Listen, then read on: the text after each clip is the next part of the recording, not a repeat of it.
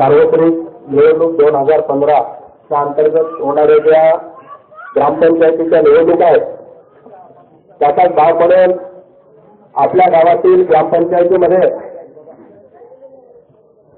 जे पॅनल उभं राहिलेलं आहे त्याच्या जाहीर सभेची सुरुवात या ठिकाणी झालेली आहे।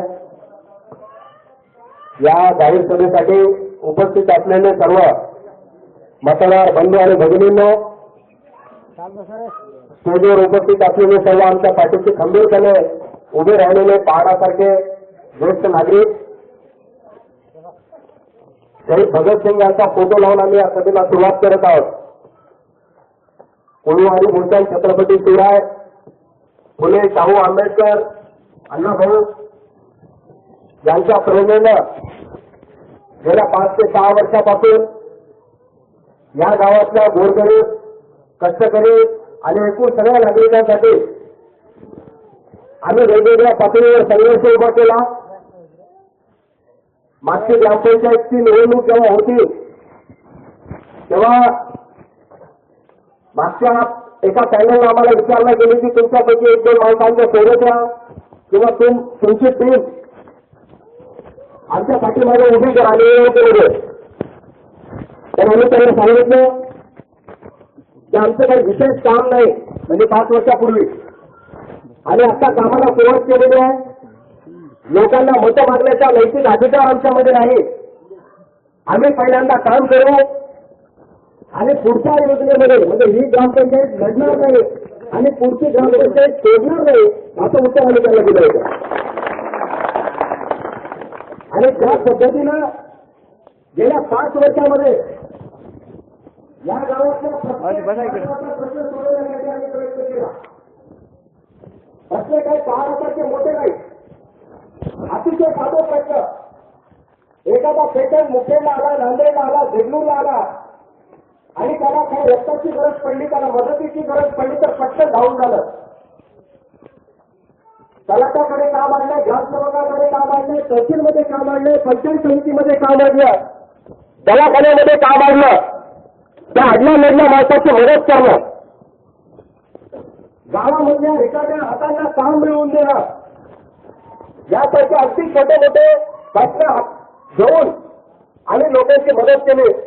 आणि आमच्या पाठीमागे एक नैतिक आधार तयार झाला की तुमच्या समोर मताचा जोगवा मागण्यासाठी एक अधिकार आमच्या पाठीमागे तयार झाला।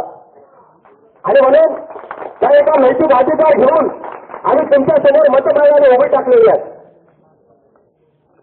मागच्या 10-15 वर्षामध्ये जे काही बरं वाईट या गावामध्ये झालेलं आहे त्याच्या खोलात आम्हाला आता जायचं नाही। आपण सगळे त्याला साक्षीदार आहात। या गावच्या पुढाऱ्याच्या पाठीमागे हे गाव आपला पुढारी मोठा होतो म्हणून मोठ्या मनाने उभं टाकलं, सगळं गाव त्यांच्या पाठीत उभं टाकलं। प्रत्येक निवडणूक त्यांच्या मनावर या गावामध्ये लढली गेली। मागची जिल्हा परिषद तर बोगस मतं मारून दिली गेली, निवडून गेले, गावला पुढारी मोठा होऊ द्या। पण जेव्हा गावातल्या ग्रामपंचायतीचा प्रश्न आला तेव्हा अशी चर्चा सुरू झाली की गाव बिनविरोध काढायचं। आमच्याकडे वेगवेगळ्या पातळीवर विरोध आला। म्हटलं ठीक आहे, गाव बिनविरोध काढायचं असेल तर गावचा पॅनल निवडून देण्याची जबाबदारी गावच्या नागरिकाची आहे आणि त्यांचा तो घटनादत्त अधिकार आहे। म्हणून आम्ही अशी सूचना केली परत की सगळ्या गावच्या नागरिकांना गावातल्या मोकळ्या मैदानात बोलवा,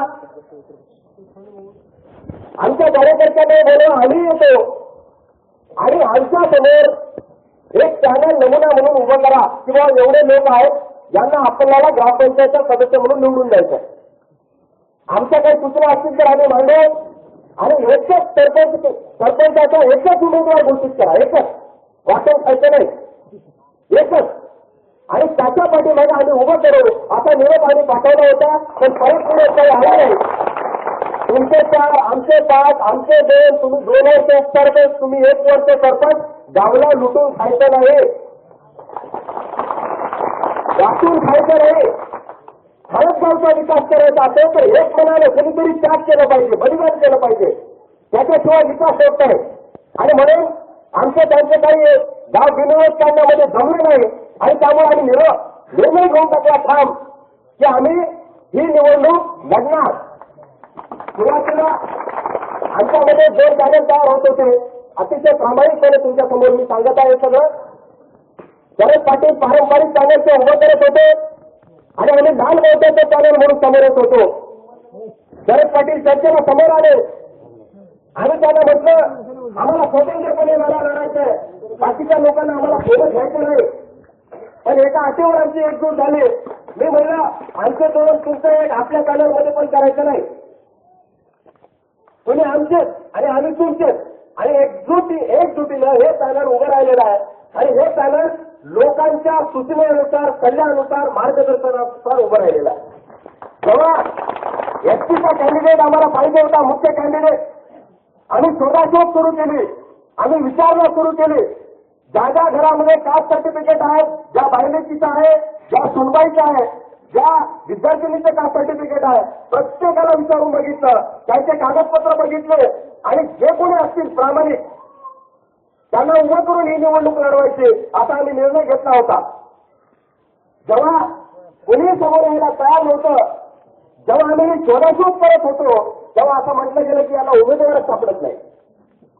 उमेदवार घराघरात होते हो, पण जे हिमतीने समोर येईल त्याला सरपंच करू असा आमचा प्रण होता. आणि शेवटी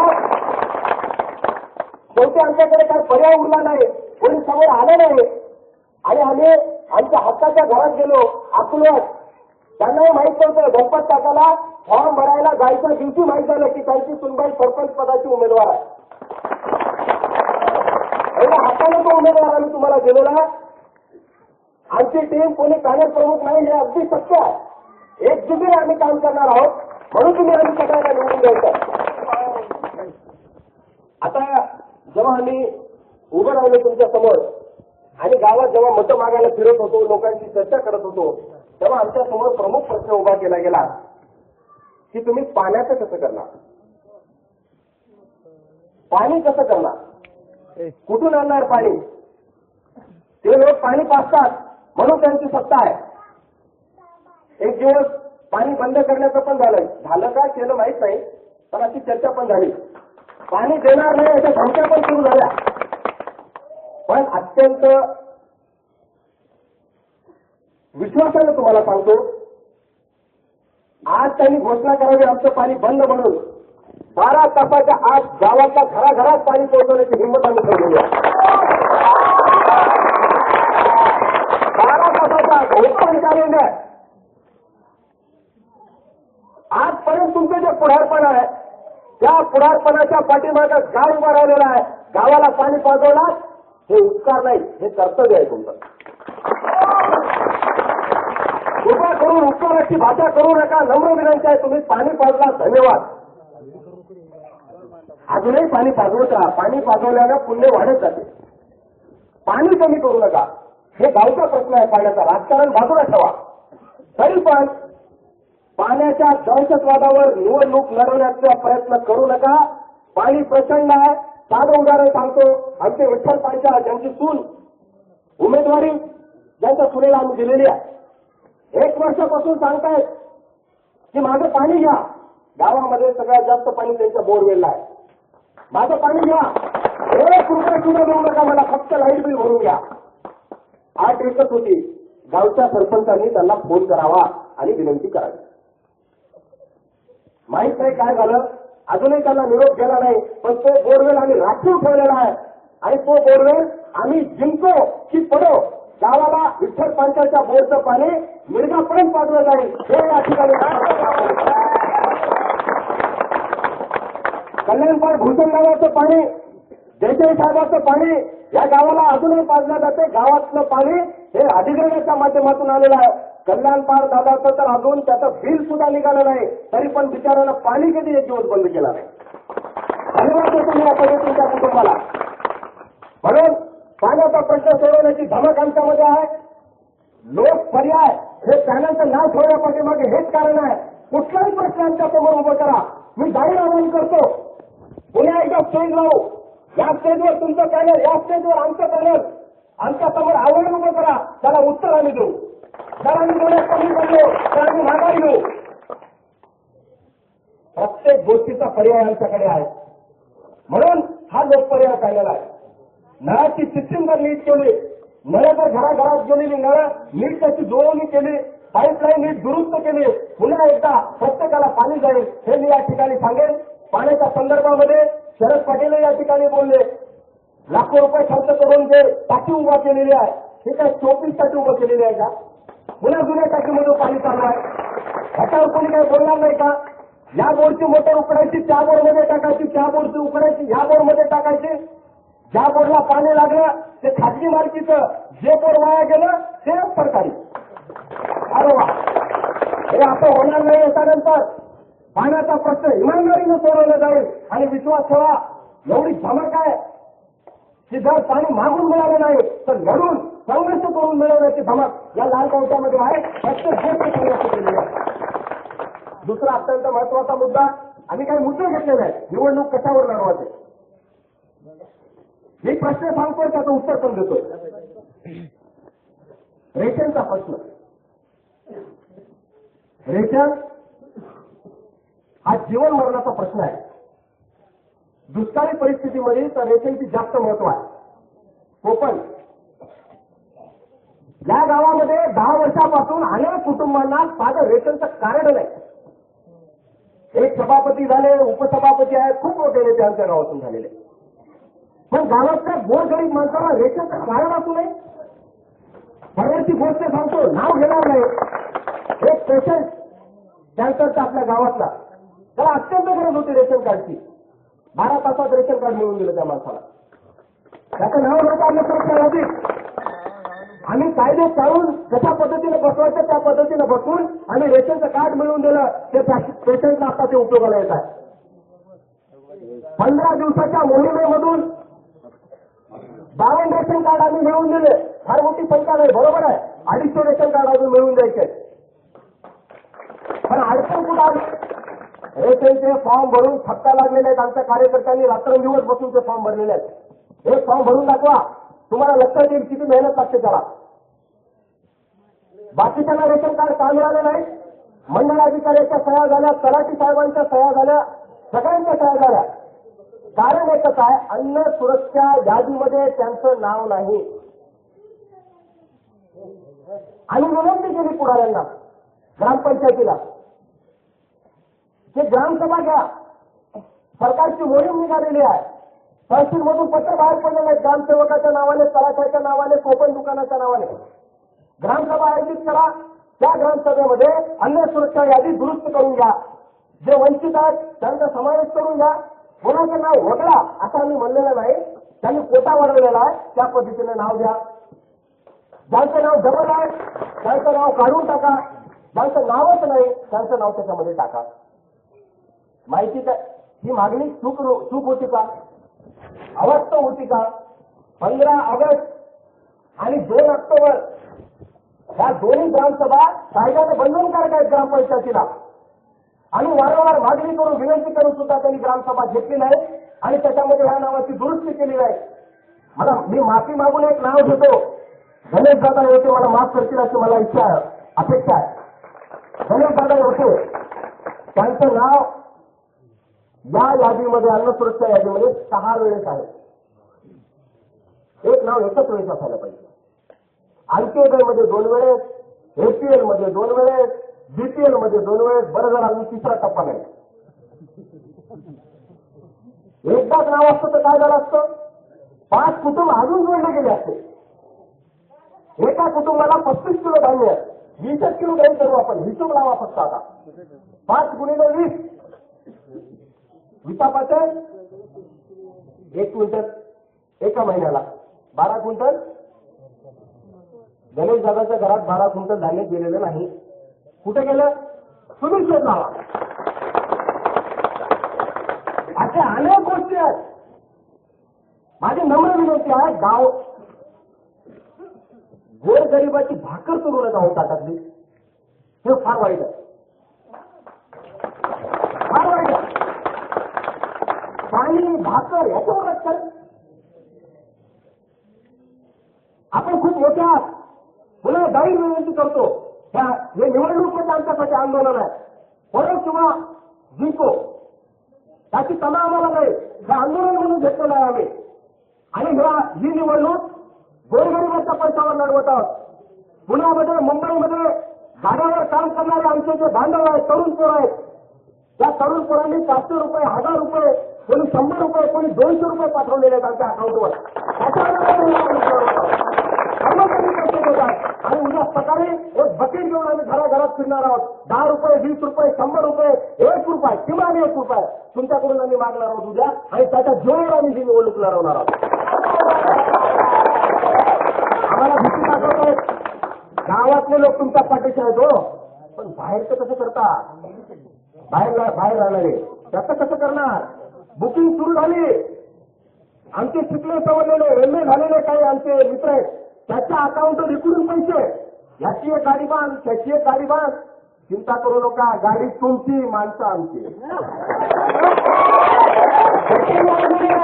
पैसे जास्त सोडू नका, वाचवा पैसे. अंबुलगा बचाओ पॅनल, अंबुलगा हम बचाएंगे, पॅनल तुम बचाओ. 15 साल से लूट रहे उसको हम बचाएंगे. आणि म्हणून ही गोष्ट लक्षात ठेवा. हात जोडून विनंती करतो, पैसे देतील, दारू वाटतील, सुरू झालेला आहे. काल पहाटेपासून सुरू झालेला आहे. मधल्या घरात जाऊन पैसे वाटणं सुरू आहे. विनंती करतो हात जोडून, गावचा विकास जर करायचा असेल तर तळमळीनं मातीत राबणाऱ्या कार्यकर्त्याला न्याय द्या. आणि जर पुन्हा त्यांच्या जाळ्यात अडकला तर पुन्हा कोणी वाचवणार नाही तुम्हाला, पुन्हा उभं राहणार नाही. पहिलं आणि शेवटचं पुन्हा नुसतं आंदोलनच, मग निवडणूक नाही. अशा पद्धतीनं ही निवडणुकीला आम्ही सामोरे जात आहोत. अजून एक अत्यंत महत्वाची गोष्ट मला तुमच्या समोर सांगायची. दारूबंदीचं जे आंदोलन आम्ही हातात घेतलं, काही ज्यांना थोडंसं व्यसन आहे अशा लोकांना राग येईल माझ्या बोलण्याचा. मी पहिल्यांदा माफी मागतो. त्यांनी मतं टाका, रागावू नका. पण मी स्वतः भोगलेला आहे, आमच्या कुटुंबात सुद्धा तसं घडलेलं आहे. आणि म्हणून दारूचा तेवढा द्वेष आणि राग आहे आमच्या मनामध्ये. जेव्हा दारूबंदीचं आंदोलन आलं होतं तेव्हा आंदोलन आम्ही पेटवलं आणि हे आंदोलन पोलीस स्टेशनवर घेऊन गेलो. त्या दिवशी, पहिल्या दिवशी सगळे ड्रायव्हर बिचारे आपले तयार झाले की आम्हाला सगळ्यांना घेऊन जायचे. लगेच फोन आले, रात्रभर फोन चालू, सगळ्याची सेटिंग लावली आणि बंद. एकही ड्रायव्हर उद्या येणार नाही असं. पण काही लोक मात्र हिंमत करून बाहेर निघाले. त्यांचा दोष नाही, त्यांच्यावर दबाव आला खूप. तरी परंतु गावागावातल्या माणसाला फोन लावून सुद्धा 350 महिला आणि पुरुष मुकराबाद पोलीस स्टेशनवर आम्ही मोर्चा घेऊन गेला. आणि त्या प्रयत्नातून गावात दारू विकणं बंद झालं. एवढा विरोध असताना सुद्धा ह्या स्त्री आणि पुरुष का निघाले बाहेर? कारण त्यांच्या संसाराचं वास्तव्य होत होतं, ते दररोज ते भोगत होते आणि आजही भोगत आहे. याच्यासाठी आम्ही हल्ले सुद्धा झेललेले आहेत. त्या दिवशी जर बिचाराचं तुगदाचा पाटलाचं पोरगं जर मध्ये आलं नसतं तर मी आज तुमच्या समोर उभा राहिलो नसतो. हे खरं आहे, उभा राहिलो नसतो. पण मला काही होणार नाही, कारण तुमच्या सगळ्या गावचा आशीर्वाद माझ्या पाठीशी आहे. मला काही होणार नाही. त्याची माफी पण मागून आलो जाऊन तुगदाला, की माझ्यामुळे तुला मार बसला म्हणून घरी जाऊन माफी मागून आलो त्या माणसाची. पण आता किती हल्ले करायला तयार आहे. आता धमक्याच्या पुढ्या सुटलेल्या आहेत, दारूच्या पुढ्या सुटलेल्या आहेत, पैशाच्या पुढ्या सुटलेल्या आहेत. पण कशालाही जुमानणार नाही, कारण भगतसिंगचा फोटो आमच्या पाठीशी आहे. भगतसिंग हा आमचा आदर्श असल्यामुळं आम्ही कुठल्याही परिस्थितीमध्ये हे आंदोलन पुढे घेऊन जाऊ. हे निवडणूक म्हणजे आमच्यासाठी आंदोलन आहे. तुमची फसवणूक सुद्धा आताच्या काळामध्ये केली जात आहे. हे यंत्र घेऊन काही लोक फिरत आहेत आपल्या गावामध्ये. माहिती दिलं तर ठीक आहे, समजू शकतो आपण, प्रशिक्षण करायला लागलेलं आहे. पण ते असं सांगायला लागलं की हे जे यंत्र आहे, तुम्ही कोणाला मतदान केलं ते आम्हाला कळते या यंत्रातून. कशाचं दहशतवाद? दारूचा दहशतवाद, पाण्याचा दहशतवाद, मताचा दहशतवाद. दहशतवादाने निवडणूक लढवू नका, प्रेमाने लढवा. मुद्दे सांगा, लोकशाहीने निवडणूक लढवा. असं खोटं नाटक सांगू नका. स्पष्टीकरण देऊन टाकतो, कुठलंही यंत्र अजून तयार झालेलं नाही की तुमच्या मनातलं ओळखावं तुम्ही कोणाला मतदान करायचे. त्यांना होत म्हणा, कोणीही हो तुमच्याकडे, त्यांना होत म्हणायचं आणि यंत्राच्या समोर सांगून जे बटन लावायचं ते दाबायचं. एवढी विनंती मी आपल्या सर्वांना करतो. हे खोटा आहे प्रचार. असं कुठल्याच यंत्र अजून निघाले नाही की त्यांना कळेल तुमच्या मनातलं काय आहे. हे गुप्त मतदान आहे. गुप्तपणे करायचं आहे. तुमच्या मनातलं यंत्राच्या बटनालाच कळलं पाहिजे, दुसरं कोणाला नाही. आणि म्हणून हे जे काही खोटं नाटक सांगत आहेत, हे खोटं नाटक मनावर घेऊ नका, याला घेऊ नका. आणि मतदान लोकपर्याय चॅनलच्या 3च बटन दाबून करायचं. पहिलं बटन आहे फॅन, आपल्या छताचा पंखा. उद्या तुम्हाला ते चित्र येतील. छताचा पंखा, कपाट आणि कपडे शिवायची मशीन, शिलाई मशीन, हे 3 फक्त लक्षात ठेवा. बाकी काही लक्षात ठेवू नका. असं समजा की विरोधी पॅनलचे बी हेच चिन्ह आहे तर आमचे बी हेच चिन्ह आहे. गेले की ते दाबायचं, दुसरं डोक्याचं दाबायचं नाही. दुसरं चिन्ह दाबलं की पुन्हा 5 वर्ष तुम्ही जेलमध्ये. बघून घ्या, दुसरं बटन म्हणजे तुम्हाला जेलमध्ये टाकतो. पुन्हा तुम्ही दारू द्या, पुन्हा तुमची लूट, पुन्हा भ्रष्टाचाराच्या खड्ड्यात. हे सगळं लक्षात घ्या. आता काल एक व्हॉट्सअप नावाचं एक भानगड आहे. आता आपल्या मायमौलीला माहित नाही, ते फोनचा डबा आहे, त्या डब्यामध्ये व्हॉट्सअप नावाचं भानगड आहे. त्याच्या माध्यमातून काय ते खोटं नाटक सांगितलं जाते. ते आमच्या विरोधामध्ये आता सांगितलं गेले की हे गुंड आहेत, हे हिंसक आहेत, हे लोक आंदोलनच करते. हे स्वातंत्र्य पुरस्कृत भारतात दहशतवाद पसरवतात असं वाक्य त्यांनी वापरलं. कोर्टात जाणार आहे मी त्यांच्या विरोधात, जपून ठेवले ते सगळं. हे भारत स्वतंत्र आहे, स्वतंत्र पुरस्कृत आहे. कोणत्या चहाण्यानं लिहिलं त्याच्यावर देशद्रोहाचा खटला दाखल करायला पाहिजे. स्वतंत्र भारताला स्वतंत्र पुरस्कृत करायचं नाही. गरज नसेल तर शांत बसायचं, देशाचा अपमान करायचा नाही, हे लक्षात ठेवा. दुसरा मुद्दा, आणि हिंसक आणि गुंड असं जर कोणाला वाटत असेल तर ते चूक आहे मित्रांनो. आणि कधी कुठल्याही निर्दोष निष्पाप माणसावर हात उचललेला नाही, हात उचललेलाच नाही. आमचे जे काही आहे हे केवळ भांडण मिटवले अशा पद्धतीचं झालेलं आहे. आम्ही घोषणा देतो, मोर्चे काढतो, हे अगदी बरोबर आहे आणि त्याचा आम्हाला अभिमान. कारण ही व्यवस्था आमची नाही, हे गरिबाची व्यवस्था नाही, ही श्रीमंताची व्यवस्था आहे. जे काही भेटतं ते श्रीमंताला भेटतं. म्हणून गरिबाला जर काही मिळायचं असेल तर संघर्षच करावा लागतो, आंदोलनच करावं लागते, मोर्चाच करावा लागतो. मोर्चा केला म्हणून काम मिळाला हाताला, त्याचा दाम मिळाला नाही हे बरोबर आहे. आमच्यावर अन्याय झाला, माझ्या शेतमजुरावर अन्याय झाला, पण तो दाम वसूल केल्याशिवाय राहणार नाही ही गोष्ट वेगळी. काम माळावर निघालं, ग्रामपंचायतला हात जोडून विनंती केली की प्रस्ताव पाठवा, काम गावाच्या भोवताली द्या. ग्रामपंचायतीनं त्याची जबाबदारी घ्यावी, पण असं केलं नाही. वारंवार मागून सुद्धा हा प्रस्ताव त्यांनी मागवला नाही, घेतला नाही, पंचायत समितीला पाठवला नाही. आणि त्याचा परिणाम असा झाला की आम्हाला त्या माळावर जाऊन खड्डे खोदत बसावं लागलं.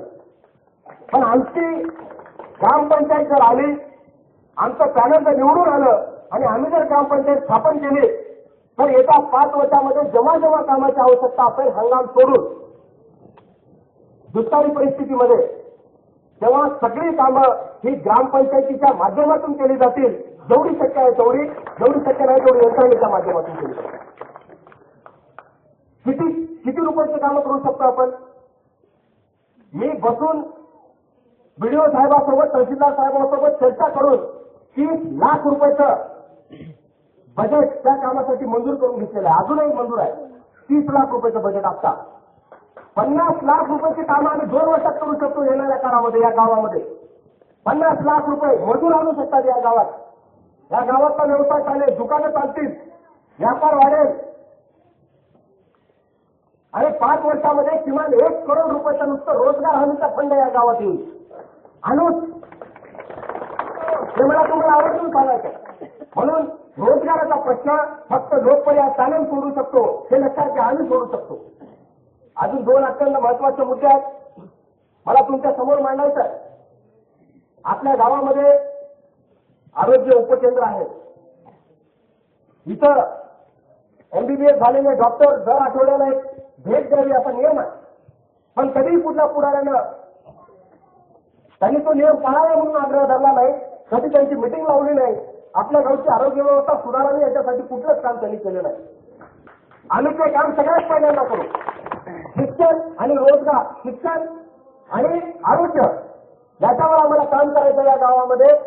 या गावात या लोकांचं जे आरोग्य आहे ते चांगलं राहिलं पाहिजे आणि चांगला प्रतिष्ठित डॉक्टर किमान आठवड्याला एकदा आपल्याला भेटला पाहिजे, ही व्यवस्था हे पॅनल करणार आहे येत्या काळामध्ये. दुसरा महत्वाचा मुद्दा जिल्हा परिषदेचं शिक्षण. त्या शिक्षणाचा ज्या पद्धतीने विकास व्हायला पाहिजे त्या शाळेचा त्या पद्धतीने विकास झालेला नाही. व्यवस्थापन समिती स्थापन करण्यामध्येच राजकारण, आपल्याच माणसाला कपड्याचा गुत्ता, आपल्याच माणसाला सगळं हे जे प्रकार झालेला आहे या प्रकारातून सगळं वातावरण झालं. म्हणजे कसं की राजकारण माणसं सांभाळण्यासाठी नाही, शिक्षण हे माणसं सांभाळण्यासाठी नाही. शिक्षण हे गावातल्या गोरगरीब शेतकरी कष्टकऱ्याची मुलं जिल्हा परिषदेमध्ये जातात. मी वारंवार सांगितलेलं आहे, या गावातले कर्मचारी असतील, या गावातले छोटे मोठे व्यापारी असतील, त्यांची ऐपत असल्यामुळं ते आपली लोकं बाहेर शिकायला घेऊ शकतात. ठेवलीच पाहिजे, चांगलं शिक्षण झालंच पाहिजे, बिलकुल झालं पाहिजे. पण ज्यांची ऐपत नाही, जे शिक्षणावर खर्च करू शकत नाहीत, आमचे जे मजूर आहेत, आमचे जे शेतकरी आहेत, त्यांचीच लहान लहान मुलं या जिल्हा परिषदेच्या शाळेत शिकतात. आमची इच्छा आहे जिल्हा परिषदेच्या शाळेवरचं जे व्यवस्थापन आहे हे व्यवस्थापन अतिशय चांगल्या पद्धतीचं झालं पाहिजे. सगळ्या समाजातल्या लोकांना प्रतिनिधित्व मिळालं पाहिजे ही आमची इच्छा आहे आणि आम्ही ते करणार आहोत. म्हणून अशा काही गोष्टी आम्ही तुमच्यासमोर मांडलेल्या आहेत. हे सगळं आम्हाला घडून आणायचं आहे. ग्रामपंचायत आमची जर आली तर या गावातल्या रोजगाराची, या गावातल्या प्रत्येक जे छोटे मोठे प्रश्न आहेत तुमचे ते सोडवण्याची सर्वस्वी जबाबदारी आमची असेल. आमचं मनगट लहान आहे आणि त्याच्यामुळे बाजारात कुठेही थांबून ते पकडू शकता. खूप लहान आहे आमचं मनगट. कोणी थांबू शकते, कोणी बोलू शकते, आपलं दुःख सांगू शकते. मोठ्या माणसाच्या नादाला आता लागू नका, ती फार मोठी माणसं झालेली आहेत, ती तुम्हाला सापडणार नाही. जेव्हा काहीची गरज पडली तेव्हा आम्हाला सांगा, आम्ही पकडून आणू त्यांना. म्हणून लहान मनगटाच्या माणसांना निवडून द्या. तुमची कामं कुठं कुठं पडणार आहेत? मंत्रालयात कोणा कुठं काम आहे का आपल्यापैकी एक दोघांचं सोडून? कोणाच नाही. आपलं काम कुठं आहे? मुक्राबाद पोलीस स्टेशन, तहसील कार्यालय, पंचायत समिती, तलाठी, ग्रामसेवक, कृषी अधिकारी, कृषी सहाय्यक इथपर्यंतच आपले काम आहेत. ही सगळी कामं करण्यासाठी कार्यकर्ता लागतो, नेता नाही. आम्ही कार्यकर्ता आहोत आणि म्हणून तुमच्या ह्या ज्या लहान लहान गरजा आहेत या गरजा भागवण्याची संपूर्ण ताकद आमच्यामध्ये आहे. जी गोष्ट आणि आणखी एक अफवा खूप जबरदस्त पसरवली जात आहे. हे पोरं काय फाटके आहेत, ह्यांच्याकडे काय खायला झाले नाहीत.